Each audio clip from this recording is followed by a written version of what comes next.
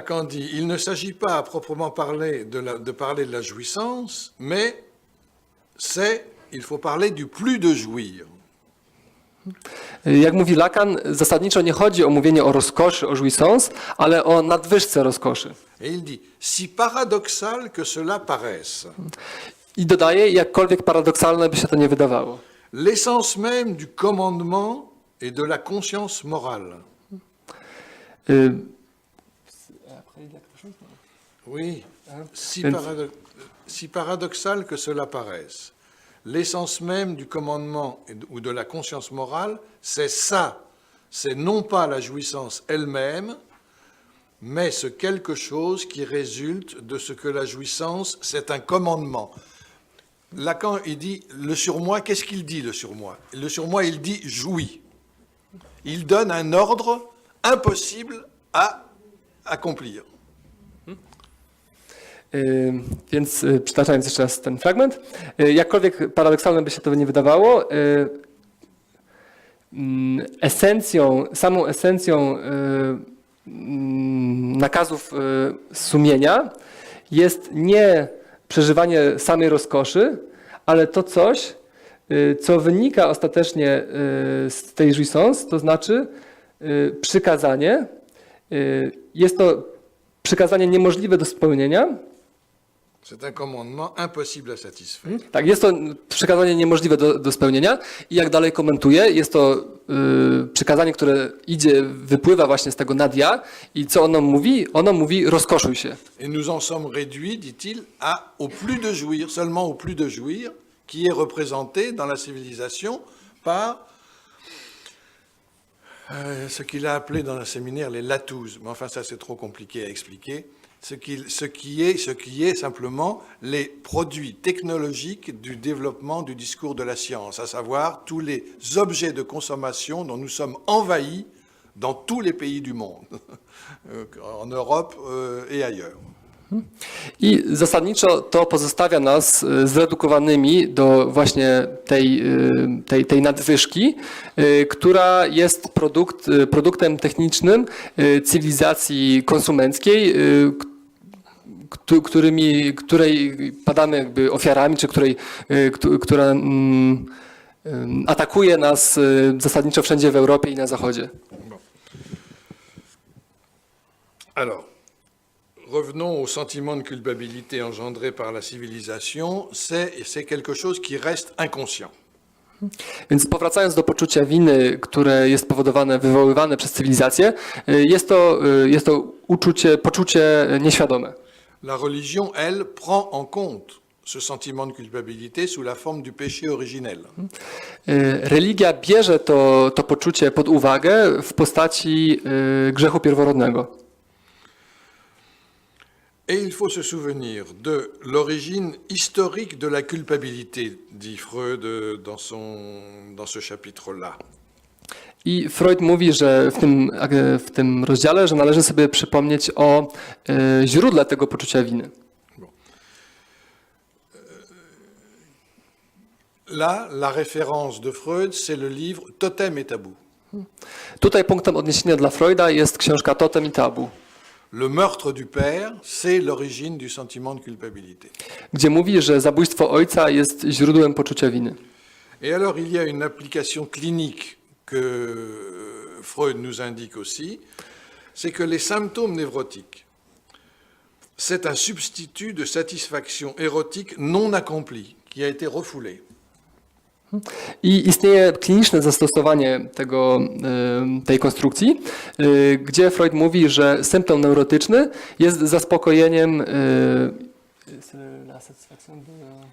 Satisfaction érotique non accomplie, c'est-à-dire refoulée. Że symptom jest zaspokojeniem erotycznym niewykonanym, jakby nie dokonanym w akcie i wypartym. Or, toute névrose comprend un sentiment de culpabilité. A jednak, czy co więcej, jest też tak, że wszelka nerwica wiąże się z poczuciem winy. Et le symptôme, en quelque sorte, est la trace de cette punition. A symptom w tym ujęciu stanowi ślad tej kary. D'où Freud fait cette petite vignette différentielle entre une espèce de loi clinique en disant quand la pulsion érotique, la éros, est entravée ou refoulée, ça donne un symptôme. I Freud tutaj daje taką krótką ilustrację, gdzie mówi, że kiedy popęd erotyczny jest wyparty, Et quand c'est la pulsion agressive qui est entravée, comme dans la civilisation, to wtedy daje symptom, natomiast kiedy wyparty jest ten symptom, przepraszam, popęd agresywny, eh bien, ça engendre un sentiment de culpabilité. to pociąga za sobą poczucie winy. C'est une simplification un peu discutable, en fait, mais ça fait apparaître ceci, c'est que la névrose, vue par la psychanalyse, c'est l'expression typique du malaise de la civilisation, dans la civilisation. Jest to rzecz jasna dosyć wątpliwe uproszczenie, ale pokazuje pewną rzecz fundamentalną, to znaczy, że nerwica jest skutkiem właśnie cierpienia spowodowanego przez cywilizację. Alors, ces 8 dernières pages du dernier chapitre de Freud. Zatem przechodząc teraz do tych ostatnich 8 stron w książce Freuda, Il y a donc ce problème du combat entre Eros et Thanatos. stawiany jest ten problem walki Erosa z Thanatosem. Est-ce qu'il est vraiment transposable de l'individu au développement de la civilisation? I tego, czy da się faktycznie go przenieść z poziomu jednostki na poziom całej cywilizacji. Le principe du plaisir, au nom duquel on recherche individuellement le bonheur, Zasada przyjemności, w imię której szuka się na poziomie jednostkowym szczęścia, est-ce que ceci est compatible avec la recherche du bonheur collectif dans la civilisation? czy jest to poszukiwanie zgodne, przystające do takiego poszukiwania szczęścia na poziomie kolektywnym? Et Freud a cette phrase qui est sévère. Il dit on a l'impression que le bonheur collectif, la civilisation, irait mieux, serait plus facile à obtenir si on n'avait pas à se soucier du bonheur individuel. I tutaj Freud wypowiada takie bardzo ostre zdanie, gdzie mówi, że szczęście zbiorowe byłoby dużo łatwiejsze do osiągnięcia, jeżeli przy jego realizacji wyłączyć poszukiwanie szczęścia jednostkowego, na poziomie jednostkowym. Donc c'est comme si le développement individuel et le développement collectif étaient antagonistes. Co sprawia, czy pokazuje taką sytuację, jakoby te dwa poszukiwania szczęścia na poziomie jednostki i zbiorowości stały ze sobą w sprzeczności. Alors là, il annonce un point important, Freud. Il dit il ne s'agit pas seulement d'un antagonisme entre Eros et Thanatos. I tutaj jakby robię wstęp do ważnego punktu, dlatego że mówi, że nie chodzi tylko o ten antagonizm pomiędzy Erosem a Thanatosem, mais d'une discorde interne dans l'économie même de la libido. ale o niezgodę, którą należy sytuować w ekonomii wewnętrznej samej libido. Une discorde qui est semblable à celle de la répartition de la libido entre le moi et l'objet. La libido, la pulsion sexuelle qui va vers les objets ou qui va sur le moi, le narcissisme. I jest to niezgoda na poziomie tego libido, która jest jakby podobna do tej, która sprawia, że libido jest przypisywane albo obiektowi, albo narcystycznie własnemu ja. Donc, c'est ça. Bon. Il y a donc le surmoi individuel et le surmoi culturel. Il a un mot en allemand, Freud, qui est à retenir, le Kultur über ich. En un mot, Kultur über ich. Le surmoi culturel. Ce qui ne veut pas dire surmoi collectif. Ça veut dire surmoi culturel. Le surmoi qui est formé à l'image du surmoi individuel dans le développement de l'individu.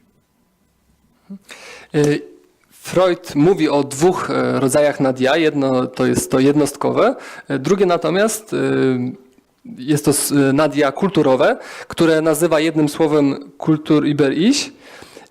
I nie jest to w żadnym razie nadia kolektywne, tylko takie, które jest stworzone na obraz tego nadia indywidualnego. Alors, ce surmoi culturel est aussi sévère que le surmoi individuel. I to nadia kulturowe jest tak samo ostre i bezlitosne jak nadia indywidualne. Le surmoi culturel, il a ses idéaux et ses exigences. Nadia kulturowe ma swoje ideały i swoje wymogi. Et l'éthique, ce sont les exigences concernant les relations des hommes entre eux. I etyką tutaj byłyby wymogi, które dotyczą wzajemnych związków pomiędzy jednostkami. Ça, c'est le point faible de la civilisation, dit Freud, parce que pour se protéger contre la civilisation qui se protège contre la nature hostile, ça, c'est pas trop difficile. Mais la civilisation qui a affaire aux relations des hommes entre eux, ça, c'est le point difficile. Więc jest to niejako słaby punkt tej cywilizacji w ujęciu freudowskim, dlatego że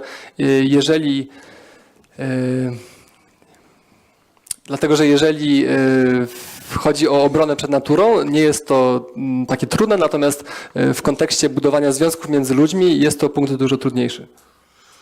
Donc, en première approximation, dit Freud, l'éthique, c'est une sorte de tentative thérapeutique au niveau individuel grâce à l'impératif du surmoi. Au fond, on se soigne, le surmoi, d'une certaine manière, nous soigne contre les excès. L'éthique serait à comprendre comme une tentative thérapeutique. I w pierwszym ujęciu, które podaje Freud, etyka byłaby próbą terapeutyczną na poziomie nadia, próbą obrony przed nadmiarem, przed ekscesem. Grâce à cela, au niveau individuel, l'impératif peut obtenir ce que la civilisation n'obtient pas, elle. I dzięki temu na poziomie indywidualnym da się osiągnąć to, czego cywilizacja nie jest w stanie osiągnąć. Elle n'arrive pas, au fond, la civilisation à guérir. To znaczy, cywilizacji nie udaje się leczyć. À cause de l'agressivité constitutionnelle de l'individu envers l'autre. Z powodu tej konstytutywnej agresji jednostki wobec innego. D'où l'intérêt, voyez, du surmoi collectif religieux, aime ton prochain comme toi-même. Ça arrange bien les choses. I stąd ten wymóg kochania bliźniego jak siebie samego, który reguluje tę sprawę. Donc le surmoi culturel, le surmoi individuel est vraiment trop sévère avec chaque individu. On le sait. Hein? I to nadia indywidualne okazuje się być zbyt ostre, jak zresztą każdy wie. Et le surmoi culturel, c'est pareil. Il a trop d'exigences éthiques. Natomiast i podobnie jest z tym nadia kulturowym, dlatego że te wymogi są za mocne. Il demande l'impossible. Żąda ono niemożliwego. Par exemple, aimer son prochain comme soi-même. Na przykład kochaj bliźniego jak siebie samego. Il rabaisse l'idée de l'amour au niveau narcissique simplement, au sens de se dire par exemple, je suis mieux que l'autre, je suis mieux que mon voisin. Wzmacnia miłość narcystyczną, co jakby przejawia się tym, że myśli się bądź mówi jestem lepszy niż mój sąsiad. Et Freud dit ceci, l'idéal religieux, lui, pour la question de l'éthique, vise au-delà de cela dans l'idée de Dieu, dans l'idée d'une surpuissance, en quelque sorte. I Freud mówi, ideał religijny wykracza jak gdyby poza to, kierując się ku jakiejś wyższej instancji, na przykład ku Bogowi. Mais ça ne va pas. Et il ajoute à l'idéal religieux qui ne va pas, l'idéal socialiste. Ale ponieważ to nie działa, dorzuca do tego ideał socjalistyczny. Il serait possible, l'idéal socialiste, c'est-à-dire ordonné à la propriété, s'il n'était pas aussi idéaliste. C'est-à-dire que l'idéal socialiste, pour Freud, ne tient pas compte de la connaissance de la nature humaine. Quoi? Oui, l'idéal socialiste. Ah.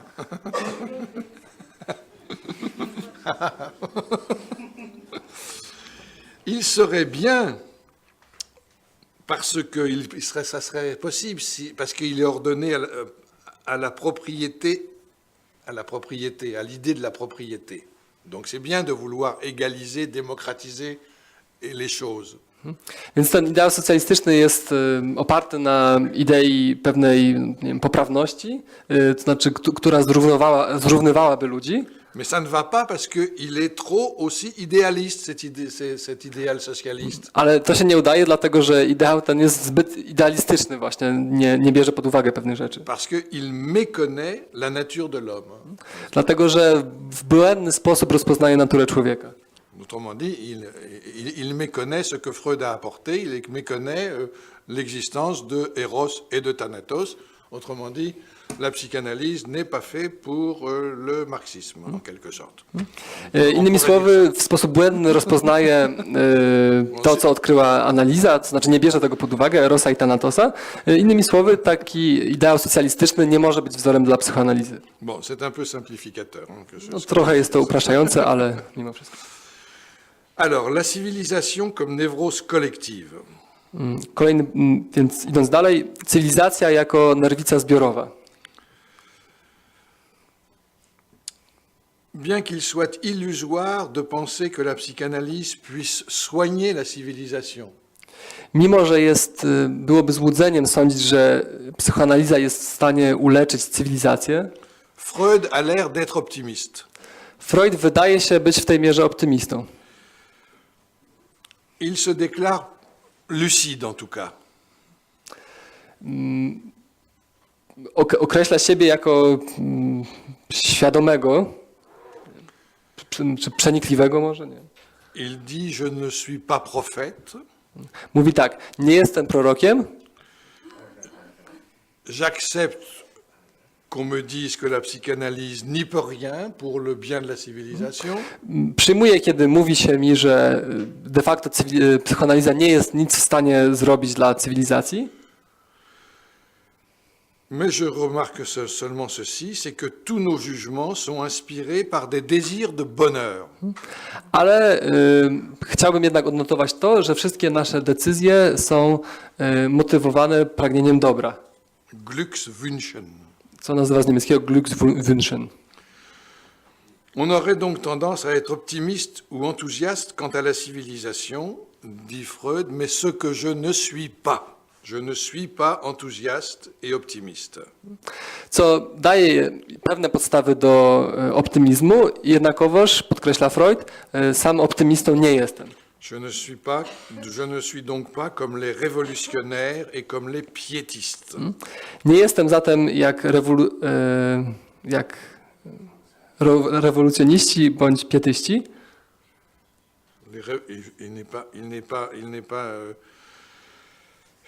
Il n'est pas optimiste et enthousiaste comme les révolutionnaires et les piétistes. Nie jest rewolucjonistą ani entuzjastą, tak jak nie jest rewolucjonistą ani pietystą i nie przejawia entuzjazmu. Parce qu'ils se consolent, les révolutionnaires et les piétistes se consolent avec l'idée de la civilisation bienfaitrice. Dlatego, że te dwie postaci wspomniane pokrzepiają się ideą takiej cywilizacji opartej na szczęściu. Alors, la seule question pour l'espèce humaine, conclut Freud, c'est celle-ci. Est-ce que les progrès de la civilisation Konkluduje Freud w ten sposób. Ostateczna kwestia, ostateczne pytanie dla gatunku ludzkiego jest takie, czy cywilizacja est-ce que les progrès de la civilisation réussiront à apaiser les perturbations apportées par la vie en commun? Czy postęp cywilizacji zdoła dokonać złagodzenia Les perturbations apportées par la vie collective. Czy postęp cywilizacji zdoła dokonać złagodzenia perturbacji życia zbiorowego? c'est-à-dire par les pulsions d'agression et d'autodestruction. To znaczy tych pochodzących z popędów agresji i samozniszczenia. Et l'angoisse contemporaine de 1929 vient de ce savoir qu'on a I współczesny lęk z 1929 roku, dit Freud, qui est celui-ci, le progrès de la civilisation est tel que l'humanité peut s'autodétruire. więc jakby postęp ludzkości, mówi Freud w tym roku, idzie w tym kierunku, że ludzkość jest w stanie się zniszczyć. Alors il termine comme ça en disant « Espérons que Eros triomphera de Thanatos, I kończy w ten sposób, mówiąc, miejmy nadzieję, że Eros zatriumfuje nad Thanatosem, mais si oui, quel sera le résultat ?» ale nawet jeśli tak, jaki będzie tego rezultat? Donc, on ne peut pas dire que Freud soit vraiment optimiste. Więc ostatecznie ciężko powiedzieć, że Freud był naprawdę optymistą. Bon, résumons maintenant ce qu'il faut retenir de la théorie de la psychanalyse pour poser le problème des rapports entre éthique et civilisation. Więc podsumujmy teraz to, co należałoby wyciągnąć z teorii psychoanalitycznej, aby podsumować relacje etyki i cywilizacji. Il ne faut pas oublier que c'est le meurtre du père qui est à l'origine de la culture. Trzeba pamiętać, że to zabójstwo ojca stoi u podstaw kultury. C'est de là qu'il y a une instauration de la loi morale. Stąd bierze się zainstalowanie prawa moralnego. Mais vous savez que le meurtre du père, c'est que même quand on est débarrassé du père interdicteur de jouissance, la jouissance n'est toujours pas au rendez-vous.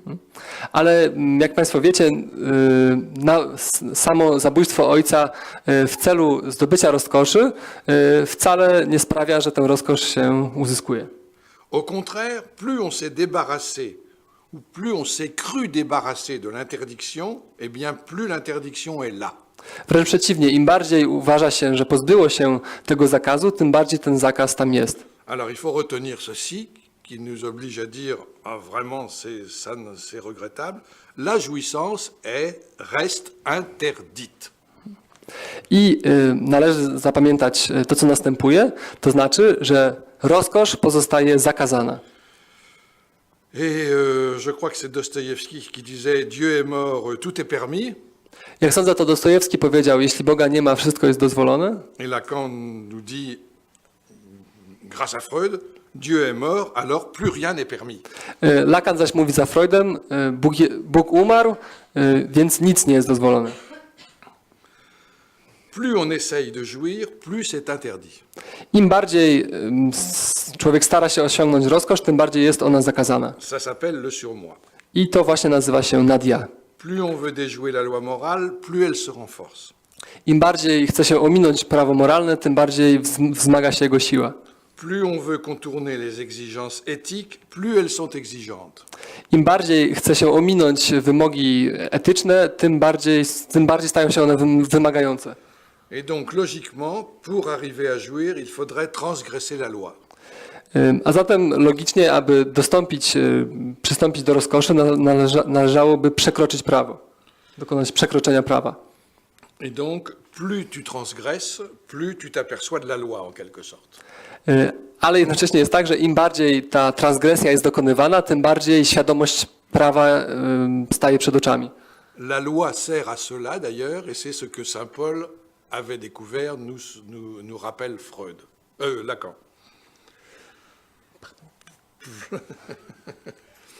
Plus tu transgresses, plus tu t'aperçois de la loi. Et la loi, c'est comme ça que tu t'aperçois que la loi existe. C'est en la transgressant.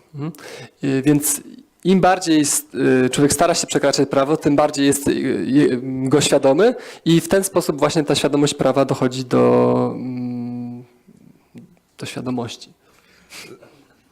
La loi s'est donc fait pour s'apercevoir qu'on ne peut pas jouir à fond tranquillement. Więc zasadniczo prawo jest po to, żeby pokazać, że nie da się w sposób spokojny doznawać rozkoszy. En termes freudiens, ça s'appelle la forme absolue de la castration. Używając określeń freudowskich, byłaby to absolutna forma kastracji. Lacan annonce clairement que la psychanalyse avec Freud a opéré un tournant de l'éthique par rapport à l'idéologie. Lacan zaznacza, że wraz z Freudem psychoanaliza dokonała zwrotu w etyce. Et ce tournant éthique de la psychanalyse, c'est que de savoir que la jouissance est interdite à l'homme depuis qu'on sait que Dieu est mort. I zwrot ten polega na tym, że ta rozkosz okazuje się być zakazaną od momentu, kiedy wie się, że Bóg nie żyje, że Bóg umarł. Conséquence de cela, le souverain bien aristotélicien, le bonheur comme souverain bien, Kant, n'existe pas. Jakie są tego konsekwencje? Dobro suwerenne, najwyższe dobro nie istnieje. La jouissance, autrement dit, est à comprendre comme un mal, ce qui est mal, c'est mal. W tym kontekście rozkosz należy rozumieć jako coś złego, zło. Mal parce qu'elle implique le mal du prochain. Zło dlatego, że zakłada ona krzywdę bliźniego. C'est exactement ce que veut dire aime ton prochain comme toi-même. C'est impossible. To właśnie, o to właśnie chodzi w tej frazie kochaj bliźniego jak siebie samego. Jest to niemożliwe. Donc le problème du mal et du bien est radicalement modifié par l'absence de Dieu. Dans la théorie psychanalytique, le meurtre du père. A zatem nieobecność Boga modyfikuje radykalnie problematykę dobra i zła. W teorii psychoanalitycznej mówi się o tym jako o śmierci ojca, o zabójstwie ojca. Donc ce fameux principe de plaisir de Freud, qui est fondamental dans la théorie freudienne, c'est un principe de moindre des plaisirs, c'est-à-dire qu'il est là pour nous tenir éloignés de la jouissance. Ce principe de plaisir est là pour nous tenir éloignés de la jouissance. C'est là le tournant, c'est ceci qui implique le tournant éthique apporté par la psychanalyse. Więc słynna zasada przyjemności Freuda zasadniczo jest zasadą najmniejszej nieprzyjemności, innymi słowy trzymania na dystans rozkoszy i na tym właśnie polega ten zwrot etyczny, który wprowadza psychoanaliza. Et la loi, finalement, c'est qu'on recule toujours devant sa jouissance. Prawo natomiast oznacza, że zawsze człowiek cofa się przed swoją rozkoszą. Il y a une très belle phrase qu'il faut retenir par cœur dans le séminaire L'éthique de Freud, qui est celle-ci. Znajduje się w 7. seminarium dotyczącym etyki piękne zdanie. Quel est celui qui, au nom du plaisir, kim jest ten, kto w imię rozkoszy ne mollit pas dès le premier pas un peu sérieux vers sa jouissance. Ne mollit pas, ça veut dire ne s'affaisse pas, ne recule pas, ne se dégonfle pas. Voyez, vous comprenez ce que ça veut dire ça? Quel est celui qui, au nom du plaisir, Jeszcze raz, kim jest ten, kto w imię rozkoszy ne se sauve pas dès le premier pas un peu sérieux vers sa jouissance? Ne se sauve pas, il prend la poudre, il se sauve, il a peur de sa jouissance, au nom du plaisir, il se sauve devant sa jouissance. Kto próbuje uratować się od pierwszego kroku w obliczu swojej rozkoszy. Ça va? C'est compris? Non. No.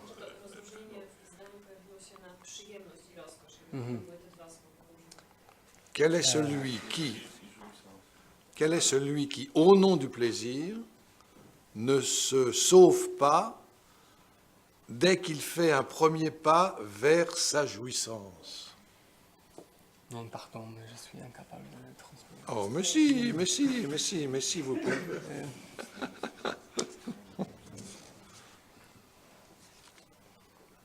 Więc no, jeżeli dobrze rozumiem, zdanie jest takie, kim jest ten? Écoutez, on va le dire autrement. On cherche à se faire plaisir parce qu'on a peur de jouir. Voilà. Ujmując rzecz inaczej, szuka się przyjemności, dlatego że że boi się rozkoszy. on cherche à diminuer toujours ce qui pourrait nous faire jouir. Jakby staramy się zasadniczo zmniejszyć możliwość tego, co może prowadzić do rozkoszy, właśnie w imię przyjemności. Et vous voyez que là, le plaisir comme souverain bien, comme chez Aristote, est impossible. C'est un renversement de la loi éthique, en quelque sorte, avec la psychanalyse. Widzicie zatem Państwo, że dokonuje się tutaj odwrócenie w kontekście dobra suwerennego, które znajdujemy u Arystotelesa, a które wprowadza psychoanaliza. Bon. Pourquoi l'amour du prochain est impossible? Dlaczego miłość bliźniego jest niemożliwa? Parce que le prochain est méchant par nature, lui aussi. Dlatego, że również bliźni jest zły z natury. Si je suis méchant, c'est que l'autre est méchant aussi. Jeśli ja jestem zły, to dlatego, że bliźni też jest zły. Et aussi parce que mon amour, l'amour que je peux avoir, est précieux et non instrumentalisable. I dlatego, że moja miłość, która jest cenna, jest niemożliwa do zinstrumentalizowania. Sous peine de ravalement, sous peine d'être détruit. Si on m'aime, même si je suis méchant, ça veut dire que mon amour ne vaut pas grand-chose. Voilà. Pod karą jakby zniszczenia, dlatego że jeżeli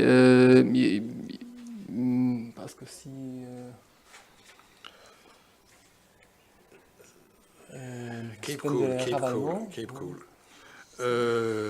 Oui, bon, ça fait rien, ça fait rien. Bon, et il ne faut pas confondre, en quelque sorte, il ne faut pas confondre l'amour et l'altruisme.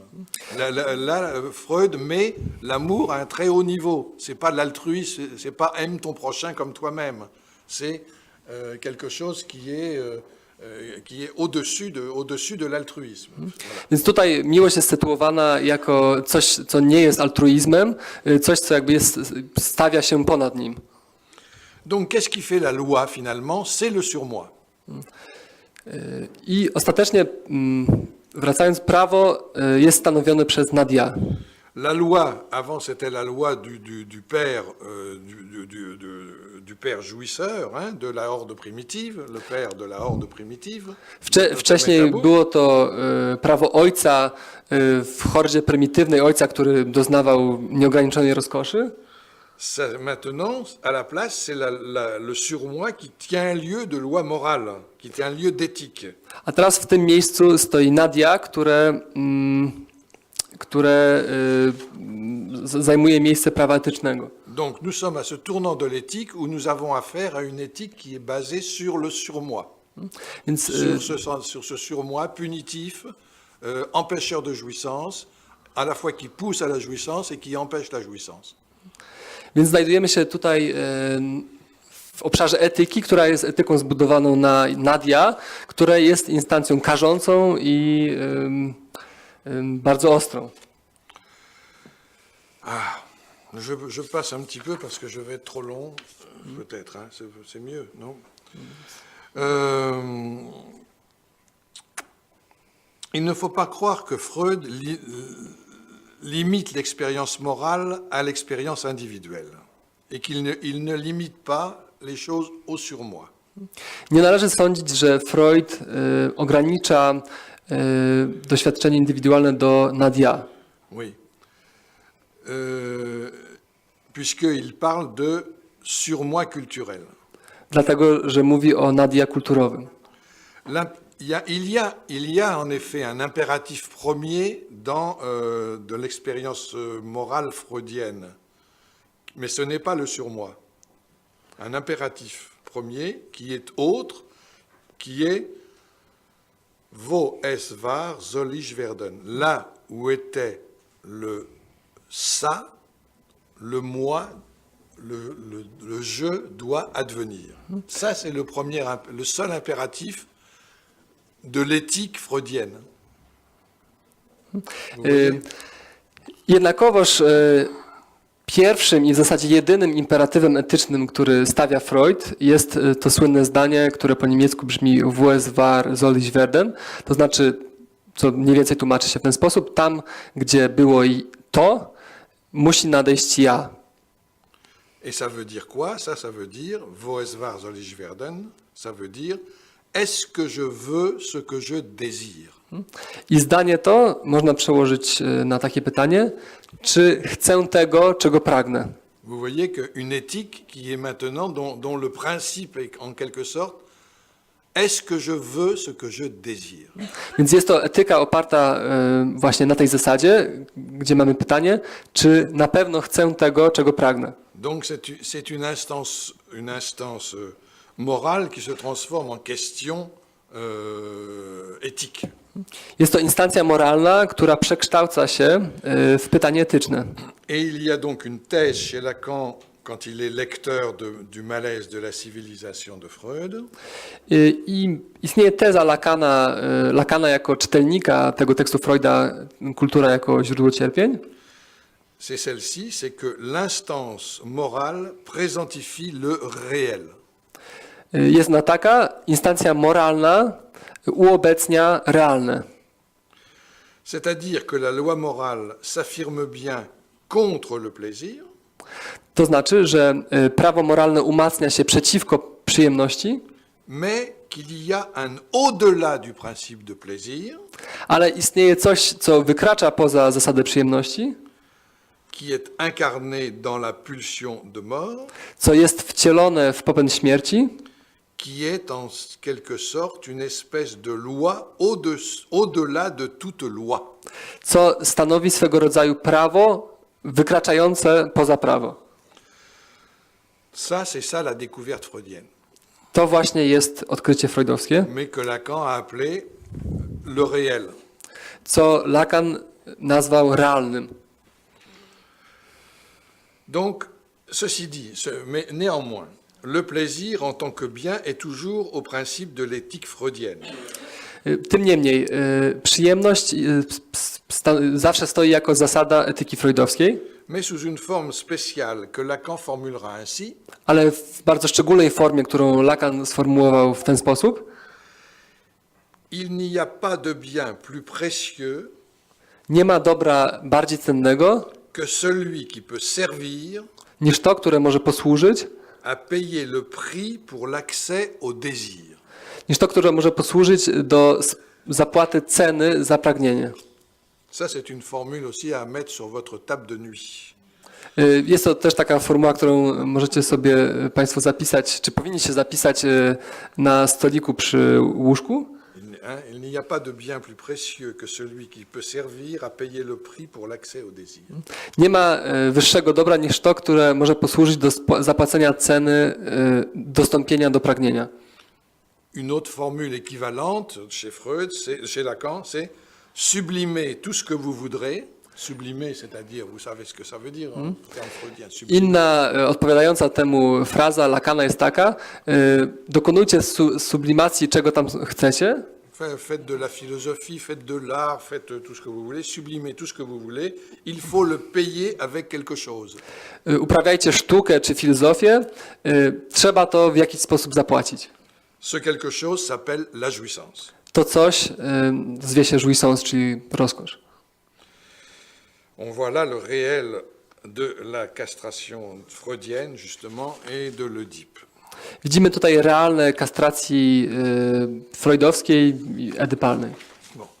Puisque l'Oedipe, c'est la mise en évidence qu'il n'y a pas de souverain bien autre que la chose. Dlatego, że cały kompleks Edypa oznacza mniej więcej tyle, że nie ma wyższego dobra nad rzecz, C'est-à-dire la mère. to znaczy matkę. Jouir de la mère, jouir de celle qui est l'objet de l'inceste, Rozkosz płynącą z matki i rozkosz płynącą z kazirodztwa. et qui est donc le bien interdit par excellence. Co jednocześnie stanowi dobro zakazane par excellence. C'est ce que Lacan appelle le fondement renversé de la loi morale telle que la psychanalyse l'a fait apparaître. Co Lacan nazwał odwróconą podstawą prawa moralnego, takim jakie ujawnia je psychoanaliza. Alors ça, c'est une éthique qui peut faire penser à du renoncement. Więc jest to etyka, która może skłaniać do myśli o wyrzeczeniu, Mais pas un renoncement de type religieux, ale nie o wyrzeczeniu w rodzaju religijnym, puisque c'est la voie obligée pour l'accès au désir. ponieważ jest to wyrzeczenie, które doprowadza do dostąpienia do pragnienia. Pas religieux non plus parce qu'il y a cette histoire de castration et de prix à payer pour l'accès au désir. Nie jest też religijny, dlatego że istnieje ta cena kastracji, którą należy zapłacić, aby dojść do pragnienia. Qui veut dire ceci que Lacan met dans cette formule suivante. Co oznacza rzecz następującą, którą Lacan ubrał w formułę. Il faut que la jouissance soit refusée Trzeba, aby rozkosz była odmówiona, pour qu'elle puisse être atteinte sur l'échelle renversée de la loi du désir. aby mogła być osiągnięta na odwróconej skali pragnienia, czy drabinie pragnienia. Vous voyez que là, ce n'est plus la simple opposition la loi, le désir, avec l'interdit, mais c'est la loi du désir. C'est le désir qui fait la loi. Voilà l'éthique freudienne. C'est la loi du désir. C'est pas la loi contre le désir, l'interdit, l'Oedipe, etc. C'est la loi du désir. C'est le désir qui fait la loi. Traduisez bien ça, oui. To muszę dobrze przetłumaczyć zgodnie z przykazaniem, więc nie chodzi tutaj o proste przeciwstawienie prawa i pragnienia, ale o prawo, które czyni pragnienie, to znaczy prawo, które wywołuje pragnienie, które budzi pragnienie, innymi słowy o prawo pragnienia. Bon. Alors, comment Lacan juge Freud sur sa prise de position dans Malaise dans la civilisation? Jak Lacan ocenia Freuda odnośnie pozycji, którą zajął on w tekście Kultura jako źródło cierpień? Lacan dit Freud n'est pas humaniste.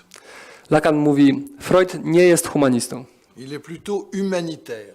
Jest raczej humanitarny. Vous voyez, c'est un mot presque moderne. Jest to nieomal współczesne słowo. Les ONG, enfin tout ça. Bon. ONZ i tak dalej. Il n'est pas progressiste non plus, dit. Nie jest też postępowcem. Il ne croit pas à une évolution de la liberté que la civilisation permettrait. Nie wierzy w postęp wolności, który umożliwiałaby cywilizacja. Il ne pense pas non plus qu'il y a à se plaindre. Nie sądzi jednak również, że należy się skarżyć. Le malaise dans la civilisation se résume pour Freud à ceci. Kultura jako źródło cierpień podsumowuje się dla Freuda w następującej rzeczy. La dynamique de la civilisation se donne beaucoup de peine. Dynamika cywilizacji stara się bardzo pour arriver finalement à pas grand-chose. Dojść do w zasadzie byle czego ostatecznie. Et même parfois pour arriver à aggraver les choses. A nawet czasami do pogorszenia stanu rzeczy. Freud n'apprécie pas du tout cette position de Freud, qui est trop limitée et trop pessimiste pour lui. Lacan. Oui, pour lui Lacan. Lacan, pardon, oui, Lacan. Lacan nie podziela tej jakże pesymistycznej wizji Freuda. Puisque finalement, on sait que ce qu'il met le plus en haut de la pyramide des valeurs, Freud, c'est le dieu Logos, la science. Dlatego, że jak wiadomo, Freud wynosi w piramidzie wartości na sam szczyt naukę. Donc ça oblige à se demander si l'éthique, son éthique à lui, à Lacan, permet d'avoir plus d'optimisme sur le malaise dans la civilisation.